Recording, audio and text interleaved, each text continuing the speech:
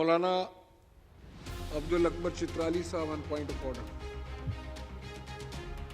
शुक्रिया जनाब स्पीकर। जनाब स्पीकर, पिछले दिनों जब सैलाब आया यहाँ बहस हुई, अच्छी बात है। वज़ीर-ए-आज़म पाकिस्तान ने भी उसमें बात की और असम्बली में बहस होने के बाद फिर दूसरे दिन इजलास बुलाया गया। जो अफेक्टेड अजला थे उनमें चित्राल भी शामिल था और मुझे भी बुलाया गया और उसमें वज़ीर-ए-आज़म पाकिस्तान ने कहा कि जहाँ भी रिलीफ का काम होगा तो मुतल्लका MNAs को उसमें शरीक भी किया जाएगा। अच्छी बात थी, होना चाहिए था। लेकिन जनाब स्पीकर, मैं हैरान हूँ इस बात पर कि उसके बाद फिर कहा गया कि 4 तारीख को फिर हम यहाँ जमा होंगे, लेकिन उसके बाद हम इंतज़ार करते रहे। आज 10 तारीख है जनाब स्पीकर, किसी ने भी हमसे नहीं पूछा कि क्या करना है क्या नहीं करना। जनाब स्पीकर, एक तो ये इस ऐवान के साथ ये मेरे ख्याल में मजाक है और ख़ासकर वज़ीर-ए-आज़म पाकिस्तान की तरफ से अगर इस तरह की बात हो जाए तो आदमी का एतमाद उठ जाता है। और बाकी जनाब स्पीकर, मैं अभी ये मुतालबा करूँगा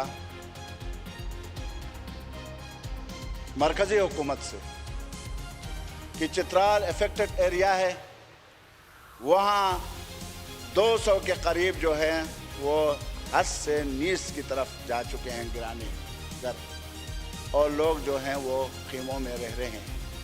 लेकिन उनके अजला को 1 करोड़ रुपया PDMA की तरफ से दिया जा रहा है। जनाब स्पीकर, 1 करोड़ रुपए से क्या होगा? उनके लिए ये रिलीफ का नाम देना ही मैं कह रहा हूँ कि उनके ज़ख्मों पर नमक पाशी के मुतरादिफ है। जनाब स्पीकर, पूरी तौर पर मैं वज़ीर-ए-आज़म पाकिस्तान से मुतालबा करूँगा कि जिस तरह उन्होंने ऐलान किया था वो पूरी तौर पर वहाँ के सैलाब ज़दा लोगों के साथ रिलीफ का काम पूरी तौर पर करें, उनके लिए मुख्तस रकम भेज दें। नंबर 2 जनाब स्पीकर, ये पेस्को और डिस्को के हवाले से मैंने बात की थी, यहाँ तवज्जो दिलाओ नोटिस में कि वहाँ मुलाजमत के लिए इश्तिहार दिए गए लाखों में, और उसके बाद कैंडिडेट को, उम्मीदवारों को बुलाया गया, उनसे इंटरव्यू किया, टेस्ट लिया गया, टेस्ट लेने के बाद उनको मनसूख कर दिया गया। और यहाँ मैंने तवज्जो दिलाओ नोटिस जमा किया और उसके जवाब में इन्होंने कहा हम करीब हम करेंगे। वो अनकरीब भी पता नहीं, उस वक़्त ही मैं कहा था अनकरीब, क़यामत भी बिल्कुल अनकरीब ही बर्पा होने वाली है। और ऐसा ही लग रहा है कि क़यामत तक फिर वो काम नहीं होगा, इस हुकूमत के दौर में कम अज़ कम ये काम नहीं होगा। तो मैं आपसे रूलिंग भी चाहूँगा कि आखिर क्यों इतने लाखों तलबा उम्मीदवारों को बुलाया गया, लाखों रुपए उन्होंने ख़र्च किए, बल्कि करोड़ों रुपए ख़र्च हुए, और डे खां से लेकर चित्राल तक वहाँ उम्मीदवार आए, और टेस्ट देने के बाद आखिर उसको रोका क्यों गया है और उसको मनसूख क्यों किया गया है, ये आपको पूछना है जनाब स्पीकर।